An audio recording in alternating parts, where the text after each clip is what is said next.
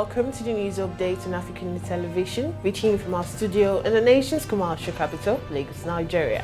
I am Deborah Ezeh. We begin from Nigeria as the major opposition People's Democratic Party, PDP, finalizes on the running mates to its presidential candidate, former Vice President Atiku Abubakar. The party may be considering picking a sitting governor for the vice president slot ahead of the 2023 presidential election. It was gathered that the party is not too keen on going southeast despite cries of the marginalization. The Southeast has sounded a note of warning that it will not accept playing second fiddle this time around, but that position may not be cast in stone when intense negotiation is reached. While the ruling All Progressives Congress is walking on the tenterhooks over the delicate prospect of a Muslim-to-Muslim ticket amid the avalanche of opposition to the move in the PDP, the sources said that the choice is narrowing to 7 governors in the Southeast and South-South regions. Meanwhile, talks are ongoing towards building a political collaboration between the Labour Party and the new Nigeria People's Party (NNPP) that could unite both parties' presidential candidates, Mr. Peter Obi and Alhaji Rabiu Musa Kwankwaso, on a joint ticket. Sources private to behind-the-scenes scheme being spearheaded by the National Consultative Front, as various models are being examined to ensure that patriots rescue Nigeria from the impending socio-political fiasco. Moving on, still in politics, the presidential candidate of the new Nigeria People's Party, Rabiu Kwankwaso, has said his administration will tackle insecurity and turn around the economy if elected as president in 2023.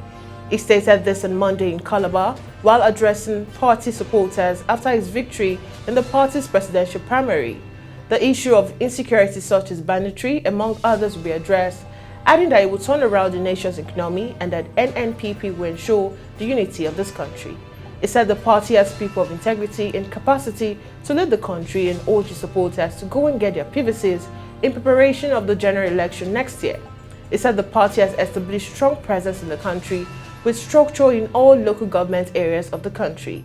Earlier, the state chairman of the party, Tony O'Day, described Kwankwaso as a comforter that has come to give succor to Nigerians. He said Kwankwaso would replicate the giant strides he made in Kano when he was governor across the country when elected. And still in Nigeria, the National Information Technology Development Agency has disclosed that interactive computer service platform and internet intermediaries are required to fulfill certain conditions in running their services in Nigeria. These conditions are stated in the recently released Code of Practice for Interactive Computer Service Platform and Internet Intermediaries, that is, online platforms. Now, this is according to a statement issued by NITSDA on Monday. The statement read in part, NITSDA wishes to present to the public a code of practice for interactive computer service platform and internet intermediaries for future review and input. One of such conditions in the code of practice is that each online platform is required to have a country representative who will interface with the Nigerian authorities.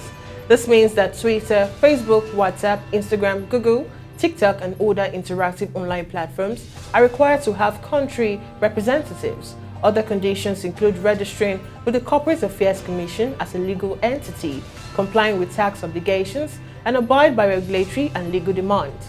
The Code of Practice is aimed at safeguarding the fundamental human rights of Nigerians and non-Nigerians living in Nigeria and regulating interactions on online platforms. Now, away from Nigeria, at least 30 students of the Islamic Senior High School in Ashanti region of Ghana were rushed to the hospital on Monday, June 13, after police allegedly opened tear gas on them while they were demonstrating over frequent road accidents in front of the school. According to local media reports, the students had blocked the road in front of their school in the course of their protest over frequent knockdowns. In their protest, the students lamented that frequent calls for speed ramps are falling on deaf ears. In a City News reports, the police were called in to clear the roadblock and disperse the demonstrating crowd. Some of the students were said to have gone unconscious and others were left with severe pain. Although it is, however, not clear if that is as a result of alleged firing of tear gas, a report by Ghana Web indicates that the police have denied firing live bullets, and according to the police, they only fired warning shots to disperse the crowd.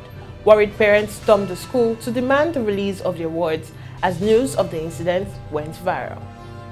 Now, still on the African scene, in Burkina Faso, armed men attacked the town of Sheitanga near the border with Niger in what appears to be a reprisal for an attack on the Gendarmerie barricade in the town of Thursday, June 9th.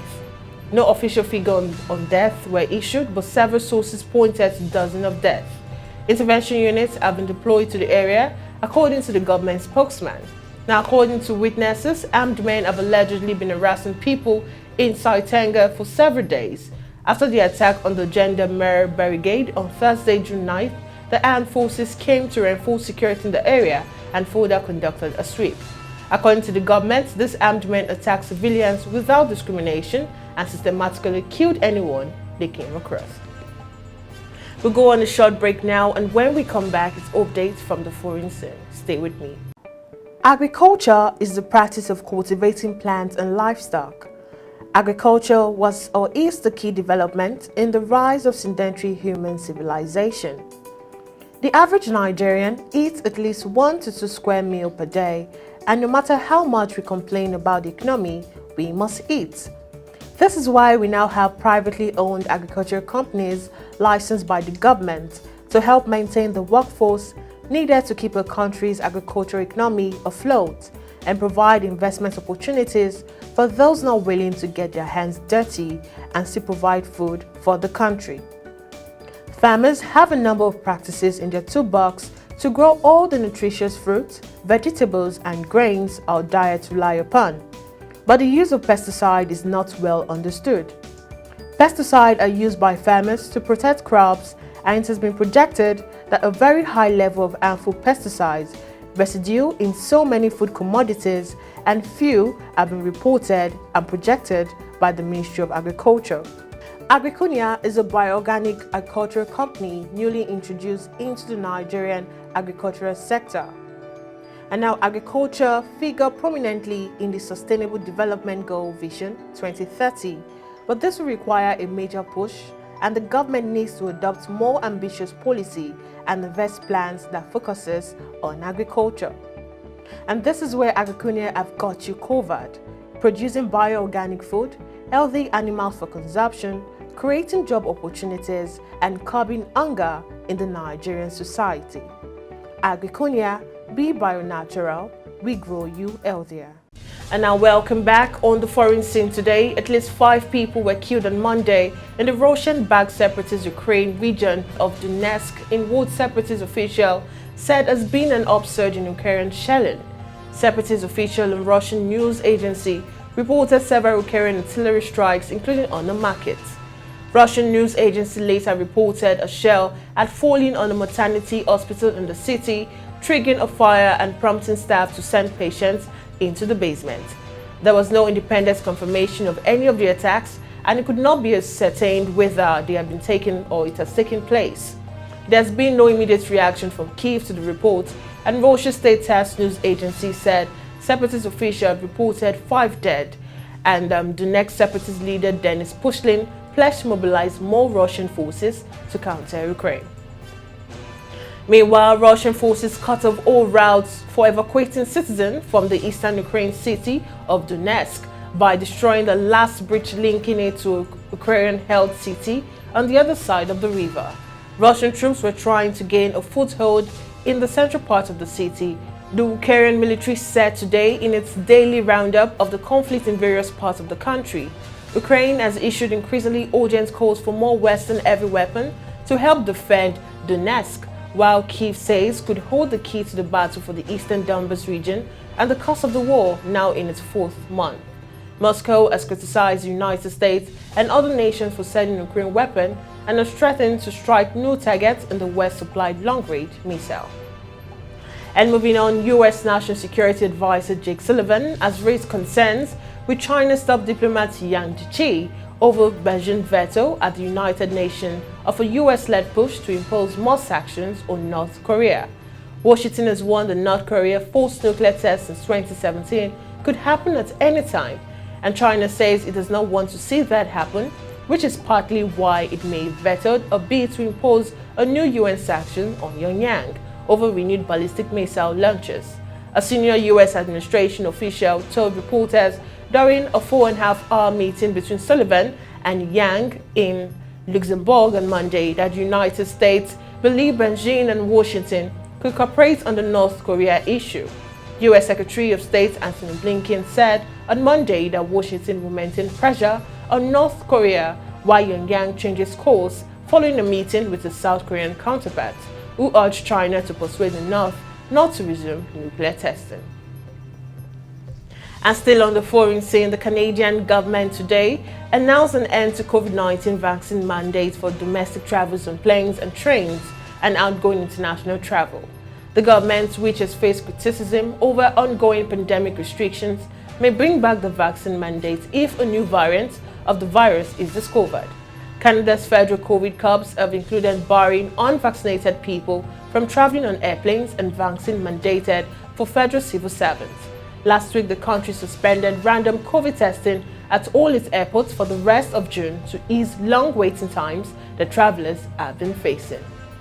And up next is major headlines making rounds in the world of sports. Stay with me.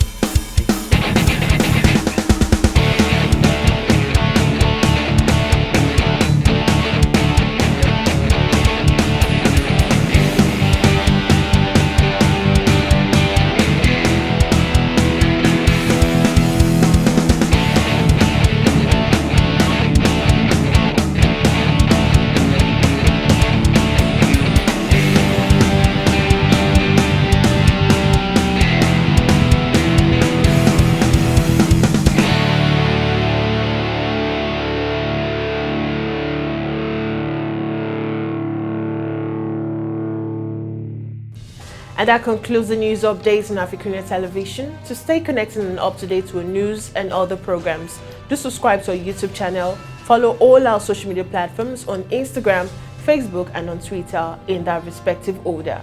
You can also link us up on www.africunia.tv. Once again, I am Deborah Ezeh. Bye for now.